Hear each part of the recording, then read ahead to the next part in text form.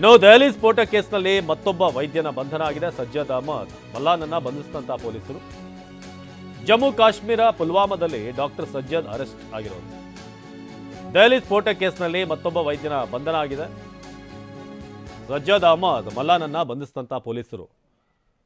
So DNA ಪರೀಕ್ಷೆ ಒಂದ್ ಕಡೆ, ಇನ್ನೊಂದ್ ಕಡೆ ಇಲ್ಲಿ ಯಾರ್ಯಾರನ್ನ ಬಂಧಿಸಲಾಗ್ತಾ ಇದೆ ಅವರ ಸಂಖ್ಯೆ ಕೂಡ ಹೆಚ್ಚಾಗ್ತಿದೆ ಈಗ. ದೆಹಲಿ ಸ್ಫೋಟ ಕೇಸ್ನಲ್ಲಿ ಮತ್ತೊಬ್ಬ ವೈದ್ಯನನ್ನ ಬಂಧಿಸಲಾಗಿದೆ, ಸಜ್ಜದ್ ಅಹಮದ್ ಮಲ್ಲಾ. ಸೊ ಈತನನ್ನ ಈಗ ಪೊಲೀಸರು ಬಂಧಿಸಿದ್ದಾರೆ. ಜಮ್ಮು ಕಾಶ್ಮೀರದ ಪುಲ್ವಾಮಾದಲ್ಲಿ ಡಾಕ್ಟರ್ ಸಜ್ಜದ್ ಅರೆಸ್ಟ್ ಆಗಿರೋದು. ಫರೀದಾಬಾದ್ ಟೆರರ್ ಮಾಡ್ಯೂಲ್ ತನಿಖೆ ಚುರುಕಾಗ್ತಾ ಇದೆ ಈಗ, ಈ ವೈಟ್ ಕಾಲರ್ ಮಾಡ್ಯೂಲ್. ಸೊ ಸಾಲು ಸಾಲು ವೈದ್ಯರನ್ನ ಈಗ ವಶಕ್ಕೆ ಪಡೆಯಲಾಗ್ತಿರೋದು. ಜೊತೆಗೆ ಬರೀ ವೈದ್ಯರು ಮಾತ್ರ ಅಲ್ಲ, ನೀವೊಂದಿಷ್ಟು ಸಿಮಿಲಾರಿಟಿ ಎಲ್ಲ ಬಂಧಿತರಲ್ಲೂ ಕೂಡ ಕಾಣಬಹುದು. ಸೊ ಹಾಗಾಗಿ ಒಬ್ಬರಾದ್ಮೇಲೆ ಒಬ್ಬರೇ ಈಗ ವಶಕ್ಕೆ ಪಡೆಯಲಾಗ್ತಾ ಇದೆ. ಸೊ ಸ್ಫೋಟದಲ್ಲಿ ಇದುವರೆಗೆ ಸಾವಿನಪ್ಪಿರೋರ ಸಂಖ್ಯೆ 12 ಅಂತ ಈಗ ಸದ್ಯಕ್ಕಿರುವಂಥ ಸಂಖ್ಯೆ. ಇನ್ನೂ ಕೂಡ 17ಕ್ಕೂ ಹೆಚ್ಚು ಮಂದಿ ಆಸ್ಪತ್ರೆಯಲ್ಲಿ ಚಿಕಿತ್ಸೆ ಪಡೀತಿದ್ದಾರೆ. ಸದ್ಯಕ್ಕೆ ಸಜ್ಜದ್ ಅಹಮದ್ ಮಲ್ಲಾನನ್ನ ಪೊಲೀಸರು ಬಂಧಿಸಿದ್ದಾರೆ, ಮತ್ತೊಬ್ಬ ವೈದ್ಯ. ಜೊತೆಗೆ ಇವರು ಎಲ್ಲರಿಗೂ ಕೂಡ ಹೇಗೆ ನೆಟ್ವರ್ಕ್ ಇತ್ತು, ಕಾಂಟ್ಯಾಕ್ಟ್ ಇತ್ತು, ಇದೆಲ್ಲವನ್ನು ಕೂಡ ಈಗ ತಿಳಿಯಲಾಗುತ್ತೆ. ಇನ್ವೆಸ್ಟಿಗೇಷನ್ ನಡೀತಾ ಇದೆ. ಹಾಗೆ ಇನ್ನೊಂದು ಕಡೆ ಫರೀದಾಬಾದ್ನಲ್ಲಿ ಮನೆ ಮನೆಗೆ ನುಗ್ಗಿ ಅಲ್ಲಿ ಸ್ಫೋಟಕಗಳು ನೆನೆಯನ್ನು ಸಿಕ್ಕಿತ್ತು. ಹಾಗೆ ಉಳಿದ ಕಡೆ ಎಲ್ಲೆಲ್ಲಿ ಅನುಮಾನ ಇದೆ ಅಲ್ಲೂ ಕೂಡ ಚೆಕ್ ನಡೀತಾ ಇದೆ. ಸೊ ಜಮ್ಮು ಕಾಶ್ಮೀರದಲ್ಲಿ ಇನ್ನೊಂದು ಕಡೆ ದೆಹಲಿ ಸ್ಫೋಟ ಕೇಸ್ನಲ್ಲಿ ಮತ್ತೊಬ್ಬ ವೈದ್ಯನ ಬಂಧನ ಆಗಿರೋದು. ಸಜ್ಜದ್ ಅಹಮದ್ ಮಲ್ಲಾ, ಸೊ ಈತನನ್ನು ಈಗ ಪೊಲೀಸರು ವಶಕ್ಕೆ ಪಡೆದಿದ್ದಾರೆ. ಸೊ ಒಂದು ಸ್ಫೋಟ, ಜೊತೆಗೆ ನೆನ್ನೆ ರೇಡ್ ಮಾಡಿದಾಗ ಸಿಕ್ಕಂಥ ಸ್ಫೋಟಕಗಳು, ಇದೆಲ್ಲವನ್ನೂ ಕೂಡ ನೋಡಿದಾಗ ಎಲ್ಲೋ ಭಯೋತ್ಪಾದಕರು ಒಳಗಿಂದೊಳಗೆ ಒಂದಷ್ಟು ಕಾರ್ಯಾಚರಣೆ ನಡೆಸ್ತಾ ಇದ್ದಾರೆ ಅನ್ನೋದು ಸ್ಪಷ್ಟವಾಗಿ ಗೊತ್ತಾಗ್ತಾ ಇದೆ. ಇನ್ನು ಈ ಘಟನೆಗೆ ಸಂಬಂಧಪಟ್ಟಂತೆ ಹರಿಯಾಣದ ಫರೀದಾಬಾದ್ನಲ್ಲಿ 8 ಜನರ ಬಂಧನ. ಮುಜಾಮಿಲ್, 2 ವೈದ್ಯರು ಸೇರಿ 8 ಜನ ಏನು ಅರೆಸ್ಟ್ ಆದರು. ಅಲ್ ಫಲಾಹ್ ವಿಶ್ವವಿದ್ಯಾಲಯದಲ್ಲಿ ಪೊಲೀಸರಿಂದ ವಿಚಾರಣೆ ಮುಂದುವರೆದಿದೆ. ಕಳೆದ 4 ವರ್ಷಗಳಿಂದಲೂ ಕೂಡ ಫರೀದಾಬಾದ್ನಲ್ಲೇ ವಾಸವಾಗಿದ್ದ ವಿಶ್ವವಿದ್ಯಾಲಯದ ಸಿಬ್ಬಂದಿ ಮತ್ತು ವೈದ್ಯರು ಅವರನ್ನ ವಿಚಾರಣೆಗೊಳಪಡಿಸಿದ್ದಾರೆ.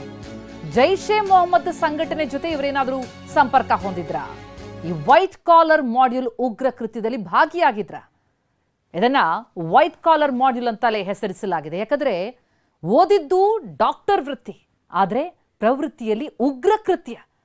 ಹಾಗಾಗಿ ಇದು ವೈಟ್ ಕಾಲರ್ ಉಗ್ರ ಕೃತ್ಯ ಆಗಿದೆ. ಅಂತಹ ಶಂಕಿತರನ್ನ ಈಗ ವಶಕ್ಕೆ ಪಡೆಯಲಾಗಿದೆ.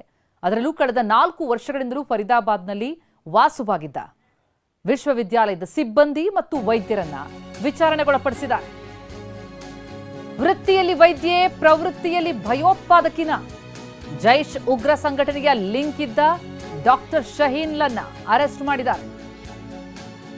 ಜಮಾತ್ ಉಲ್ ಮೊಮಿನತ್, ಇದೊಂದು ಮಹಿಳಾ ಉಗ್ರ ಸಂಘಟನೆ.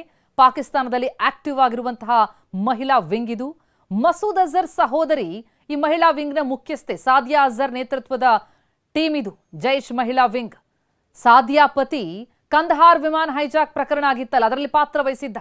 ಜೈಷ್ ಮುಖ್ಯಸ್ಥೆ ಸಾದಿಯಾ ಪತಿ ಯೂಸುಫ್ ಅಜರ್ ವಿಮಾನ ಅಪಹರಣದಲ್ಲಿ ಪ್ರಮುಖ ಪಾತ್ರ ವಹಿಸಿದವ. ಅಂತವಳ ಜೊತೆ ಡಾಕ್ಟರ್ ಶಹೀನ್ಗೆ ಲಿಂಕ್ ಇರುವಂತಹ ಶಂಕೆ ಇದೆ. ಇದರ ಆಧಾರದ ಮೇಲೆ ಡಾಕ್ಟರ್ ಶಹೀನ್ಲನ್ನ ಕೂಡ ಈಗ ವಶಕ್ಕೆ ಪಡೆಯಲಾಗಿದೆ. ಜೈಷ್ ಎ ಮೊಹಮ್ಮದ್ ಉಗ್ರ ಸಂಘಟನೆಯ ಜಮಾತುಲ್ ಮೊಮಿನತ್ ಮಹಿಳಾ ಸಂಘಟನೆಯ ಮುಖ್ಯಸ್ಥೆ ಜೊತೆ ನಂಟಿನ ಹಿನ್ನೆಲೆಯಲ್ಲಿ ವಶಕ್ಕೆ. ಇನ್ನು ಲಕ್ನೋನಲ್ಲಿ ಮತ್ತೋರ್ವ ವೈದ್ಯನನ್ನ ಅರೆಸ್ಟ್ ಮಾಡಲಾಗಿದೆ. ಫರೀದಾಬಾದ್ ಮಾಡ್ಯೂಲ್ನ ವೈದ್ಯನಿಗೆ ಶಾಕ್. ಡಾಕ್ಟರ್ ಪರ್ವೇಜ್ ನಿವಾಸದ ಮೇಲೆ ಪೊಲೀಸರು ರೇಡ್ ಮಾಡಿದ್ದಾರೆ. ಸ್ಫೋಟದ ಬಳಿಕ ಪರಾರಿಯಾಗಿದ್ದ ಈ ಡಾಕ್ಟರ್ ಪರ್ವೇಜ್, ಈತನನ್ನ ಕೂಡ ಈಗ ವಶಕ್ಕೆ ಪಡೆಯಲಾಗಿದೆ. ಎಲ್ಲ ವೈಟ್ ಕಾಲರ್ ಶಂಕಿತ ಉಗ್ರರನ್ನ ವಶಕ್ಕೆ ಪಡೆದಿದ್ದಾರೆ. ಲಕ್ನೋನಲ್ಲಿ ಡಾಕ್ಟರ್ ಪರ್ವೇಜ್ ಮನೆ ಮೇಲೆ ರೇಡ್ ಆಯಿತು. ಸ್ಫೋಟ ಆಗ್ತಾ ಇದ್ದಂತೆ ಈತ ಪರಾರಿಯಾಗಿದ್ದ. ಈತನ ನಿವಾಸದ ಮೇಲೆ ಪೊಲೀಸರು ರೇಡ್ ಮಾಡಿದ್ದಾರೆ. ಸ್ಫೋಟದ ಬಳಿಕ ಪರಾರಿಯಾಗಿದ್ದಂತಹ ಪರ್ವೇಜ್ ಮೇಲೆ ಅನುಮಾನ ಜಾಸ್ತಿಯಾದಂತಹ ಹಿನ್ನೆಲೆಯಲ್ಲಿ ಆತನ ಮನೆ ಮೇಲೆ ಕೂಡ ರೇಡ್ ಆಗಿದೆ. ಈ ಸ್ಫೋಟಕ್ಕೆ ಸಂಬಂಧಪಟ್ಟಂತೆ ಯಾರಿಗೆಲ್ಲ ಲಿಂಕ್ ಇದೆ, ಯಾರು ಸ್ಕೆಚ್ ಹಾಕಿದ್ರು, ಸಂಘಟನೆಯೊಂದಿಗೆ ಜೈಷ್ ಎ ಮೊಹಮ್ಮದ್ ಸಂಘಟನೆಯೊಂದಿಗೆ ನಂಟು ಹೊಂದಿದವ್ರಿಗೆ ಯಾರು, ಅವರ ಪಾತ್ರ ಏನು, ಎಲ್ಲ ಆಯಾಮಗಳಲ್ಲಿ ತನಿಖೆಯನ್ನು ನಡೆಸಲಾಗ್ತಾ ಇದೆ. ಈ ಬಗ್ಗೆ ಇನ್ನಷ್ಟು ಡೀಟೇಲ್ಸ್ ಕೊಡ್ತಾರೆ ನಮ್ಮ ಪ್ರತಿನಿಧಿ ಹರೀಶ್ ಈಗ ಸಂಪರ್ಕದಲ್ಲಿದ್ದಾರೆ. ಹರೀಶ್, ಈ ಸ್ಫೋಟಕ್ಕೆ ಸಂಬಂಧಪಟ್ಟಂತೆ ಈ ವೈಟ್ ಕಾಲರ್ ಉಗ್ರರ ಒಂದೊಂದೇ ಕೃತ್ಯ ಬಯಲಿಗೆ ಬರ್ತಾ ಇರುವಂತದ್ದು. ಅದರಲ್ಲೂ ಈ ಶಾಹೀನ್ ವಿಚಾರಕ್ಕೆ ಬರೋದಾದ್ರೆ ಆಕೆಯ ನಂಟೇನು, ಆಕೆಯ ಪಾತ್ರ ಏನು, ಏನೇನು ಮಾಹಿತಿಗಳು ಲಭ್ಯ ಆಗ್ತಾ ಇದೆ? ಹೌದು ಪ್ರತಿಮಾ, ಈ ಶಾಹೀನ್ ಡಾಕ್ಟರ್ ಶಾಹೀನ್ ಏನಿದ್ದಾಳೆ ಈಕೆ ಶಂಕಿತ ಉಗ್ರೆಯ ಜಾಡನ್ನು ಹಿಡಿದಿರತಕ್ಕಂತಹ ಪೊಲೀಸರಿಗೆ ಅನೇಕ ಆಘಾತಕಾರಿ ಅಂಶಗಳೀಗ ಗೊತ್ತಾಗ್ತಾ ಇರುವಂತಹದ್ದು. ಮೊದಲು ಮುಜಾಮಿಲ್ನನ್ನ ಬಂಧಿಸಲಾಗುತ್ತೆ. ಜಮ್ಮು ಕಾಶ್ಮೀರದ ಪೊಲೀಸರು ಇಂಥದೊಂದು ಮಾಹಿತಿಯನ್ನು ಕೊಡ್ತಾರೆ, ಈ ಭಾರಿ ಸ್ಫೋಟಕಗಳನ್ನು ಸಂಗ್ರಹಿಸಿದ್ದಾರೆ ಅನ್ನುವಂಥ ನಿಟ್ಟಿನಲ್ಲಿ. ಆಗ ಹರಿಯಾಣ ಪೊಲೀಸರು ದಾಳಿಯನ್ನ ಮಾಡಿದಂತಹ ಸಂದರ್ಭದಲ್ಲಿ ಮೊದಲು ಮುಜಾಮಿಲ್ನನ್ನ ಬಂಧಿಸ್ತಾರೆ. ಮುಜಾಮಿಲ್ನನ್ನ ವಿಚಾರಣೆ ಮಾಡಿದಂತಹ ಸಂದರ್ಭದಲ್ಲಿ ಈ ಡಾಕ್ಟರ್ ಶಾಹೀನ್ ಶಾಹಿದಾ ಬಗ್ಗೆ ಆತ ತಿಳಿಸ್ತಾನೆ, ಈಕೆ ಏನೇನು ಕೆಲಸ ಮಾಡ್ತಿದ್ದಾಳೆ ಅನ್ನುವಂಥದ್ರ ಬಗ್ಗೆ ಸಂಪೂರ್ಣ ಮಾಹಿತಿಯನ್ನು ನೀಡ್ತಾರೆ. ಆಗ ಪೊಲೀಸರಿಗೂ ಕೂಡ ಶಾಕ್ ಆಗಿರುತ್ತೆ. ಈ ಶಾಹೀನ್ ಇವಳು ನೇರವಾಗಿ ಪಾಕಿಸ್ತಾನದಲ್ಲಿರ್ತಕ್ಕಂಥ ಜೈಷೆ ಮೊಹಮ್ಮದ್ ಸಂಘಟನೆ ಜೊತೆ ನೇರವಾದಂಥ ಸಂಪರ್ಕವನ್ನು ಹೊಂದಿರ್ತಾಳೆ. ಜೈಷೆ ಮೊಹಮ್ಮದ್ ಸಂಘಟನೆ ಮಹಿಳಾ ವಿಭಾಗ ಆದಂತಹ ಮಮೀನತ್ ಈ ಒಂದು ಸಂಘಟನೆ ಜೊತೆ ಗುರುತಿಸಿಕೊಂಡಿರ್ತಾಳೆ. ಮತ್ತೆ ಬಹುಮುಖ್ಯವಾಗಿ ಮಸೂದ್ ಅಜರ್ನ ಸಹೋದರಿ ಆಗಿರ್ತಕ್ಕಂತಹ ಶಾಹಿದಾ ಅಜರ್ ಏನಿದ್ದಾಳೆ ಈಕೆ ಜೊತೆ ಸಂಪರ್ಕ. ರೈಟ್ ಹರೀಶ್, ಈ ಬಗ್ಗೆ ಇನ್ನಷ್ಟು ಡೀಟೇಲ್ಸ್ ಅನ್ನ ನಿಮ್ಮಿಂದ ಪಡ್ಕೊಳ್ತಾ ಹೋಗ್ತೀನಿ. ಈ ಶಾಹೀನ್ಗೆ ಜೈಷೆ ಮೊಹಮ್ಮದ್ ಸಂಘಟನೆ ಜೊತೆ ಯಾವ ರೀತಿ ನಂಟು ಅಂತ ನೋಡ್ತಾ ಹೋದ್ರೆ, ಉಗ್ರ ಮಸೂದ್ನ ಸಹೋದರಿಯ ಜೊತೆ ಈ ಶಾಹೀನ್ ಸಂಪರ್ಕದಲ್ಲಿದ್ದು. ಲಕ್ನೋ ನಿವಾಸಿ ಡಾಕ್ಟರ್ ಶಾಹಿದ್ ಫರೀದಾಬಾದ್ನ ಅಲ್ಫಲಾ ವಿಶ್ವವಿದ್ಯಾಲಯದಲ್ಲಿ ಕೆಲಸ ಮಾಡ್ಕೊಂಡಿದ್ರು.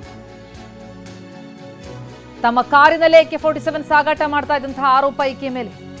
ಭಾರತದಲ್ಲಿ ಮಹಿಳಾ ಭಯೋತ್ಪಾದಕ ಸಂಘಟನೆಗೆ ಪ್ಲಾನ್ ಮಾಡ್ಕೊಂಡಿದ್ಲು. ಈ ಬಗ್ಗೆ ಡೀಟೇಲ್ಸ್ ಕೊಡ್ತಾ ಇದ್ರು ನಮ್ಮ ಪ್ರತಿನಿಧಿ ಹರೀಶ್. ತಾವ್ ಹೇಳ್ತಾ ಇದ್ರಿ ಯಾವ ರೀತಿ ಜೈಷೆ ಮೊಹಮ್ಮದ್ ಸಂಘಟನೆ ಜೊತೆ ಈಕೆ ಲಿಂಕ್ ಅನ್ನ ಹೊಂದಿದ್ಲು ಅಂತ, ಜೊತೆಗೆ ಕಾರ್ನಲ್ಲಿ AK-47 ಸಾಗಿಸ್ತಾ ಇದ್ಲು, ಜೊತೆಗೆ ಇಲ್ಲಿ ಭಾರತದಲ್ಲೊಂದು ಮಹಿಳಾ ಭಯೋತ್ಪಾದಕ ಸಂಘಟನೆಯನ್ನ ಮಾಡೋದಕ್ಕೆ ಪ್ಲಾನಿಂಗ್ ಮಾಡಿದ್ಲು ಅನ್ನೋದು ಯಾವ ರೀತಿ ಸ್ಕೆಚಿಂಗ್ ನಡೀತಾ ಇತ್ತು, ಜೊತೆಗೆ ಯಾರೆಲ್ಲ ಇದ್ರಲ್ಲಿ ಭಾಗಿಯಾಗಿದ್ರು, ಇದೊಂದು ಬಹಳ ದೊಡ್ಡ ಜಾಲ ಅಂತ ಅನ್ಸುತ್ತೆ.